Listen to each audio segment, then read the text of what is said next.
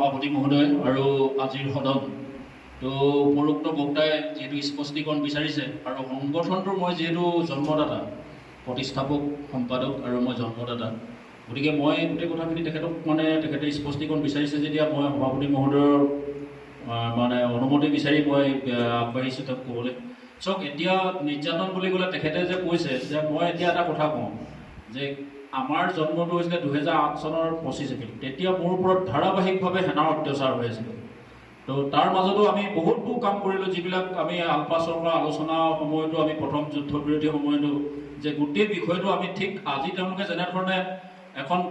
অৰ্থনৈতিক পেকেজ কেন্দ্ৰিক চুক্তি কৰি পেলালে এই চুক্তিটোতো আমি পোনপটীয়াকৈ বিৰোধিতা কৰিছোঁ আৰু আমি সংবাদমেল পাতিছোঁ এই বিষয়ত প্ৰতিবাদ কৰিছোঁ আৰু আমি কিমান কি কৰা নাই আমি পেপাৰতো বিবৃতি দিছোঁ ছ'চিয়েল মিডিয়াতো সংগ্ৰাম কৰিছোঁ গোটেইখিনিতো আমি তেওঁলোকৰ এই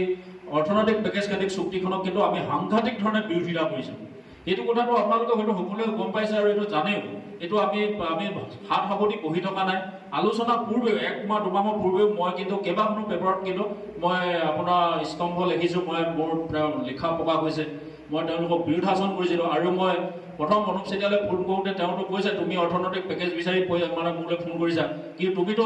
গোটেই আলোচনা প্ৰক্ৰিয়াটো তুমি বিৰোধাচৰণ কৰি আছিলা মই বোলো কেতিয়া বিৰোধাচৰণ কৰিলোঁ কেলৈ তুমি পেপাৰ পত্ৰ লিখি থকা নাই তেওঁৱে কৈছে যে তুমি পেপাৰ পত্ৰ লিখি থকা মইতো চব পাইছোঁ তুমি মোক বিৰোধিতা কৰি আছিলা মই নিশ্চিতভাৱে বিৰোধিতা কৰিছোঁ তেওঁক কৈছোঁ যে আমি অৰ্থনৈতিক পেকেজ কেন্দ্ৰিক এখন চুক্তি কেতিয়াও বিচৰা নাছিলোঁ আলফাৰ সংগ্ৰামখন যিটো ভাৰত কঁপাই দিয়া এটা সংগ্ৰাম ইমান মানুহ জড়িত হৈ আছে ইমান মানুহ নিৰ্যাতিত হ'ল ইমান মানুহ আপোনাৰ ল'ৰা ছোৱালী মৃত্যু হ'ল কটৰে মাৰ খালে মোৰ নিজৰ ঘৰতে আজিলৈকে 50 ওপৰত আৰ্মি পুলিচে ৰেড কৰিছে মই দুবাৰ কাৰাৰুদ্ধ হৈছোঁ আৰু মোৰ ওপৰত ইমানেই অত্যাচাৰ মোক এটা টাইমত মাতি নি নিৰ্যাতন বিৰোধী ঐক্যমঞ্চ সামৰিকভাৱে ঠগিত ৰাখিবলৈ মোক কৈছিলে আজি মই আপোনালোকক কৈছোঁ যে সেইখিনি সময়ত এটা বাতাবৰণে নাই মোক ওলাবলৈকে নিদিয়ে এনেকুৱা এটা দিন আছিলে মই জিলাখনৰ পৰা এখন জিলাৰ পৰা আনখন জিলালৈ যালে মই তেওঁলোকক কৈ আহিব লাগে গতিকে সংগঠন এটা চলোৱা কিমান অসুবিধা আছে গতিকে অকল মোৰ ওপৰতে নহয় আমি 5জন মানুহে সংগঠনটো জন্ম দিছিলোঁ তেওঁলোকৰ ওপৰতো অত্যাচাৰ কাৰণ তেওঁলোকে ভাবে যে কি এই সংগঠনটো আঁৰত কিজান বেলেগ কোনোবা শক্তি আছে আৰু এই মানুহকেইটাতো চাবলৈ গ'লে জাতীয় মুক্তি সংগ্ৰামখনৰ পক্ষত থকা মানুহ গতিকে এই মানুহকেইটাক যিকোনো এনেকুৱা এটা জাতীয় সংগঠন এটা নতুনকৈ জন্ম দিবলৈ তেওঁলোকে লালিত পালিত কৰি ডাঙৰ দীঘল কৰিবলৈ তেওঁলোকে আমাক সুযোগ দিয়া নাছিলে গতিকে এতিয়া এটা পৰিৱেশ আহিলে এই পৰিৱেশত তেওঁলোকে গম পালে যে আমি নিৰ্যাতন বিৰোধী ঐক্যমঞ্চে সঁচা অৰ্থত নিৰ্যাতিতসকলৰ কাৰণে কাম কৰিছোঁ আৰু মই ভাবোঁ যে কি এতিয়া তেখেতে কোৱাৰ দৰে মই কওঁ যে কা আন্দোলনখন আহিলে কাটো অসমীয়া ভাষা সংস্কৃতিক একদম সম্পূৰ্ণৰূপে হামুলাঞ্চে ধ্বংস কৰি পেলাব সংখ্যাগৰিষ্ঠতাৰ জোৰত বাংলাদেশে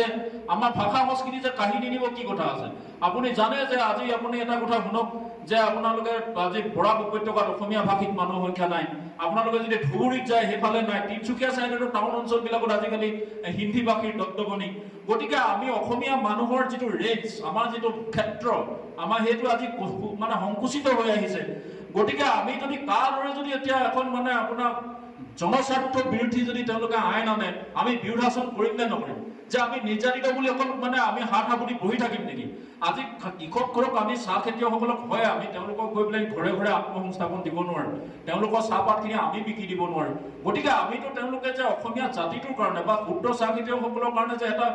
হঠকাৰী পদক্ষেপ লৈছে এইটো কথাটো আমি ক'ব পাৰোঁ এইটো কথাক লৈতো আমি ৰাজপথত খাৰা হ'ব পাৰোঁ এইটো কথাক লৈতো আমি দৰকাৰ হ'লে বহুজাতিক কোম্পানীক ফেক্টৰী ভাঙি দিব পাৰোঁ আমি অসমীয়া মানুহে মাউতে উঠিলে বুঢ়ী পৰুৱাৰ মনত নাই মই ভাবোঁ যে কি হয় আজি আমি কোনোবাই সশস্ত্ৰ সংগ্ৰাম কৰিছে মই ভাবোঁ যে কি গণসংগ্ৰামক মই বিশ্বাসী আৰু গণসংগ্ৰামৰ যোগেদিহে অসমীয়া জাতিয়ে কিন্তু নিজৰ প্ৰাপ্য অধিকাৰ কাঢ়ি আনিব পাৰিম আৰু মই এটা কথা কওঁ আজি চৰকাৰবোৰেও কিন্তু আপোনাৰ আজি যে কৃষকৰ কাৰণে পুঁজি নিদিয়াকৈ থকা নাই বা উন্নয়নমূলক কৃষকৰ উন্নয়নৰ কাৰণে তেওঁলোকে কাম নকৰাকৈ থকা নাই কিন্তু তেওঁলোকৰ পৰিকল্পনা আৰু কাৰ্যসূচীবোৰ ভুল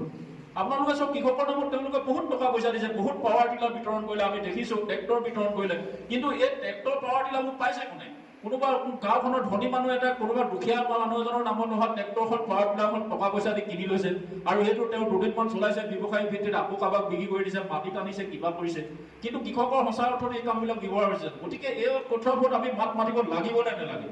নিশ্চয় আমাৰ প্ৰাপ্য কি হ'ল আমি একচুৱেলি সংগঠিত হ'ব লাগিব প্ৰথম কথা আজি ডিব্ৰুগড় তিনিচুকীয়া চৰাইদেউত আমাৰ নিৰ্যাতন বিৰোধী ঐক্যমঞ্চ বহু শক্তিশালী কিন্তু শিৱসাগৰ জিলাত আমি বহু সময়ত চেষ্টা কৰি আছোঁ কথাটো আমি তেনেকৈ